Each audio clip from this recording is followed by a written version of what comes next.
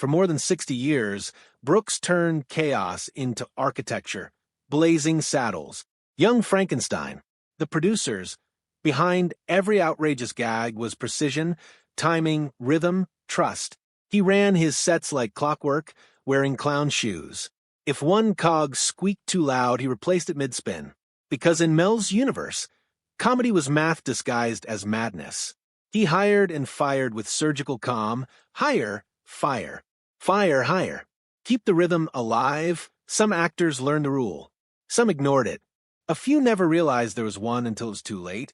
And Mel Brooks, with that mischievous grin and razor memory, remembered every single one.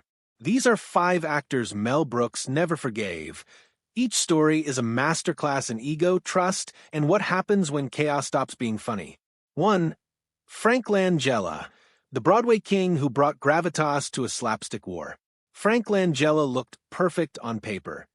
Tall, magnetic, thunder in his voice, the very image of Dracula. On Broadway, audiences gasped at his dark charm.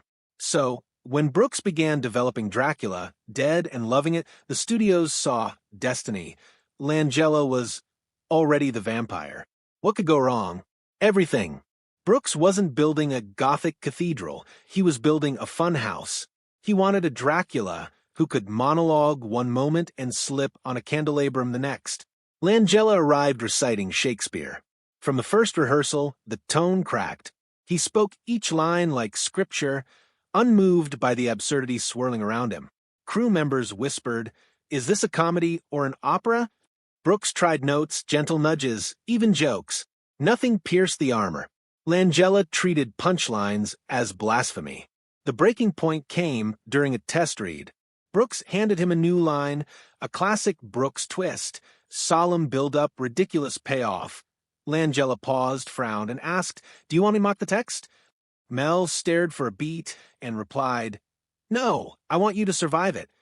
By week's end, Frank Langella was gone, quietly replaced by Leslie Nielsen, who treated parody with the straight face of a funeral director. That was Brooks's genius. The louder the chaos, the calmer the center had to be. Nielsen understood. Langella didn't. Officially, it was creative differences. In truth, Mel refused to arm wrestle a marble statue into dancing. Langella left without public bitterness. Brooks never mentioned his name again. When interviews later brought up Dracula, dead and loving it, Brooks used one word for Nielsen, perfect. No follow dash up dot, I and Brooks's world. Actors either elevated the madness or got buried beneath it. Langella came crowned in gravitas. Mel Brooks was making a carnival, not a coronation. 2. Gene Wilder, the brother who broke the circle. Some betrayals don't come from enemies, they come from the people you trusted to finish your sentences. Gene Wilder was more than an actor to Brooks. He was the other half of the same joke. Together, they detonated Hollywood's idea of comedy. The producers blazing saddles young Frankenstein. Their rhythm was telepathic. Mel would start a scene half-formed. Gene would end it with a line that sounded inevitable. Then came young Frankenstein.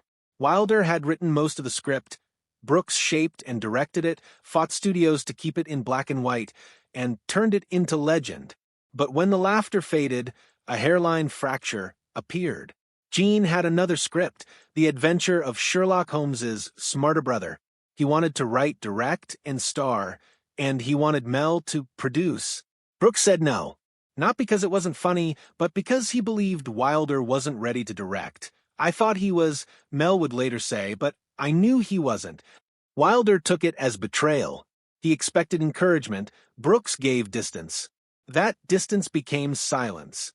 Wilder made the film without him, bringing along familiar faces, Marty Feldman, Madeline Kahn, but the magic felt fractured. Timing slightly off, warmth diluted. No public fight followed, just 2 geniuses orbiting opposite suns. Brooks confided to a friend, "It was like watching your brother pack up and leave home, except he took your best joke with him." Years later they met again at an event neither expected. No apology, no drama, a handshake, a few soft laughs. The friendship mended politely, but the partnership never did. Brooks once admitted Gene was the only actor he trusted with unfinished thoughts. After Smarter Brother, that trust evaporated. Not from anger, from disappointment. In public, they remained gracious. In private, the line had snapped. Because the person who knows your rhythm best is also the one who can throw it offbeat with a single step. And Brooks never invited anyone back once they stepped out twice. 3. Chevy Chase, the comedian who couldn't share the stage. Mel Brooks could feel an actor's energy before the first line.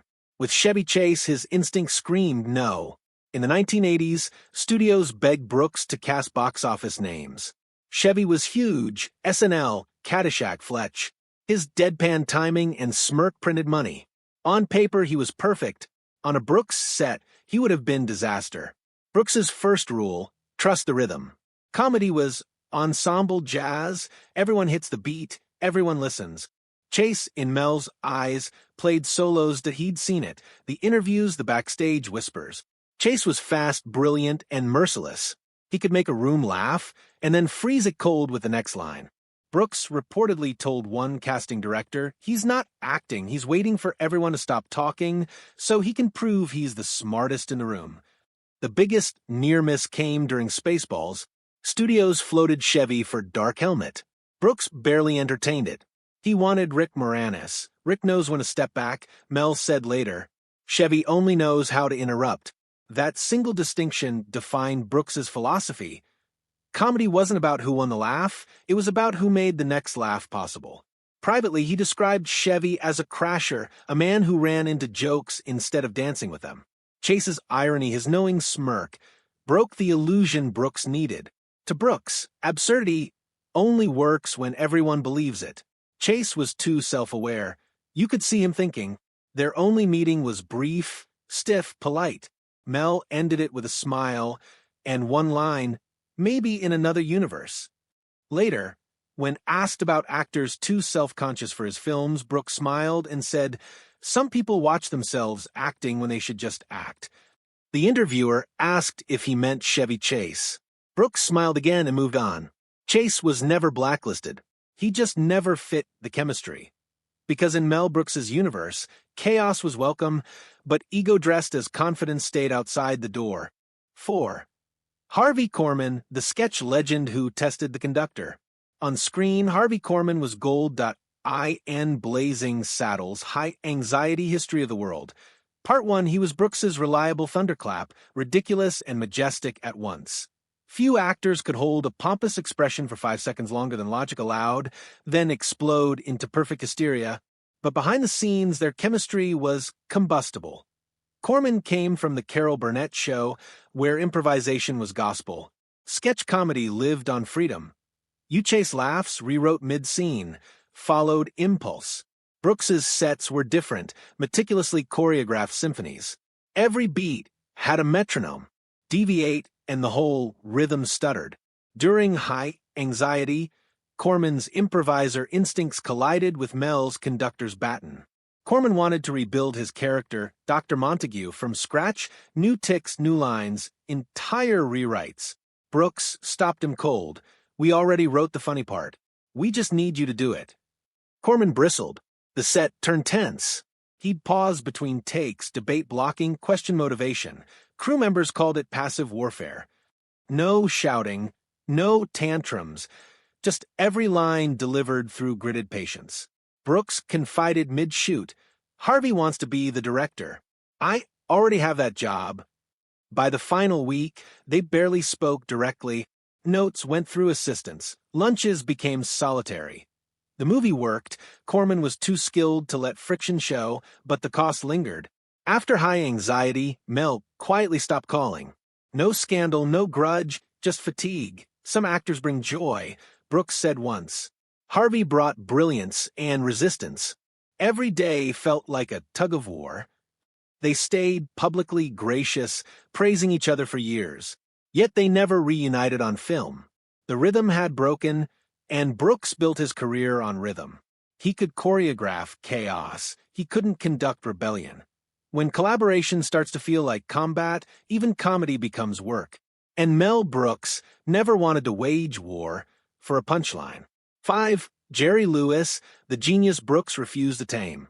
Mel Brooks admired genius, but not the kind that stared in the mirror while everyone else rehearsed. Jerry Lewis was that contradiction, revolutionary performer, impossible collaborator. Both men were architects of absurdity, writer, director, star, twin towers of comic control. For years, studios dreamed of pairing them. It never happened. Privately, Brooks called Lewis brilliant and exhausting. He respected the nutty professor and the legacy, but he didn't respect the man. Lewis's reputation for domineering sets, rewriting on the fly, and demanding absolute attention clashed with everything Brooks valued. In the mid-1980s, during early development of Life Stinks, the studio pitched Jerry for a major supporting role. They promised prestige. Mel refused. "I don't need someone who thinks he's funnier than the film," he said flatly. They met once, dinner arranged by mutual friends. Brooks arrived curious. Lewis arrived late. He launched into a 15-minute monologue about the future of American comedy, barely acknowledging Mel across the table. Brooks listened, smiled politely, and left early. Later he told friends, he didn't want to collaborate. He wanted applause. That was enough. No calls, no offers, no second chances. Publicly, both men remained civil. Privately, Mel considered him a walking detonation. He once joked in private, "If someone thinks he's the center of the universe, he can't work in mine. I already have a son." Because that was Brooks's cosmos, a galaxy of ensemble players orbiting a single principle: trust the rhythm. Jerry Lewis couldn't orbit anything but himself, and even geniuses get quietly banned when they mistake the set for a mirror.